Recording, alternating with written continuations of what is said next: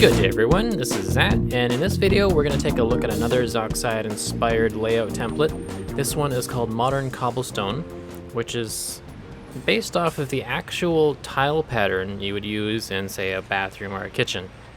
It is very similar to a grid, but it has some noticeable differences in that there are two different sizes of squares, actually three technically. We can see from top view here, we have these smaller 1x1 blocks, as well as some larger 1x2s, and then some 2x2s. And this pattern has a specific design where these different size blocks are kind of evenly distributed through the pattern.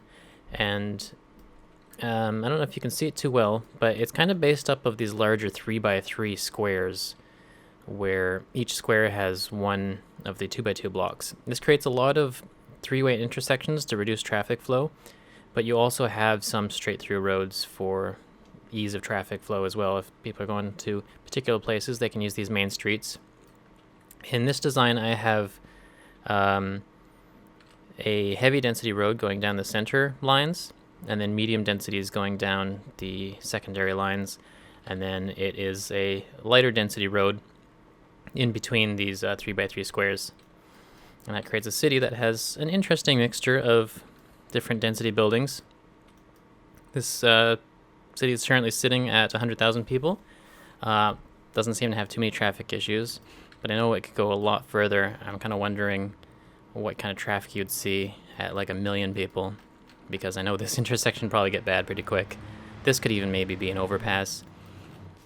But I'm going to show you how I built this city. We're going to come back to it, and then I'll show you sort of some of the things I learned while doing this. So here is a sped up version of the build.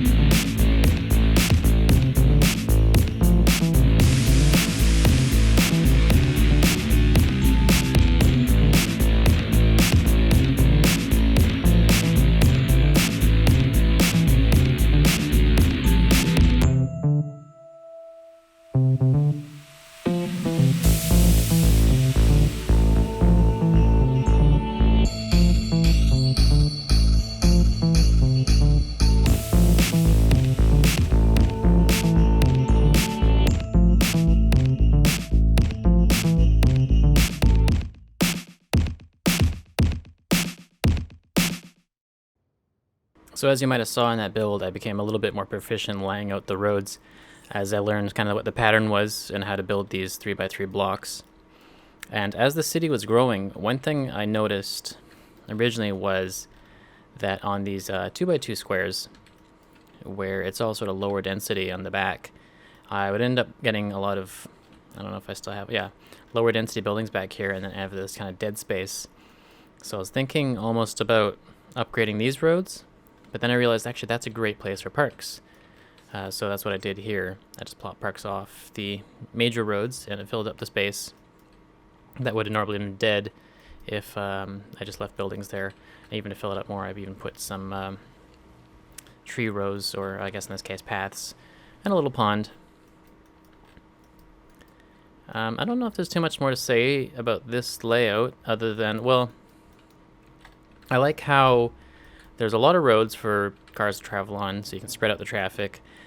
There's three-way intersections to try to calm the traffic in these sort of smaller neighborhoods. But the larger squares allow for room for services. Like over here I have my recycling center and my dump. Although I didn't give myself room for any incinerators. I didn't think I'd need them. Got university over here. A couple landmarks laid down.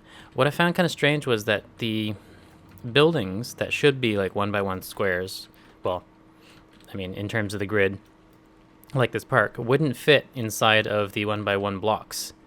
For example, if I take this nature park, I can't plop it in here. It's just too small.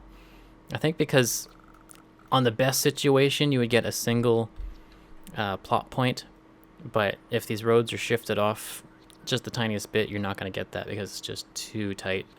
So that's unfortunate that you can't actually use those spaces.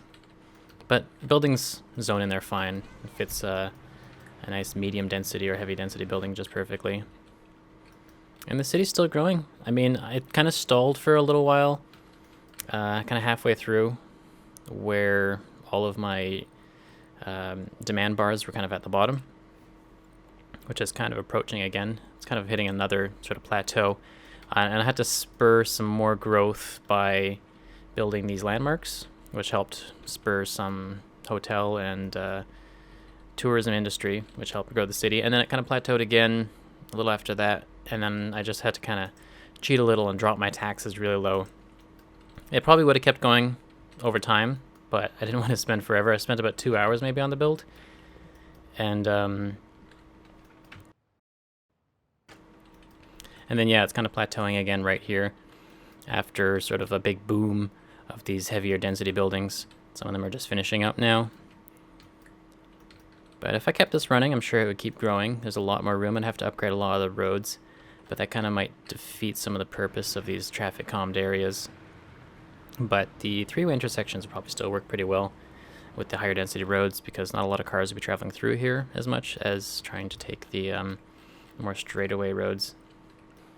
So that's another city layout that you guys can use, or at least be inspired by.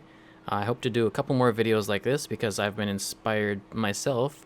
Strict Toaster and I recently figured out how to make a perfect hexagon just using circles. It's actually really cool. So don't forget to subscribe to see more videos like this, and I will catch you all next time. Take care.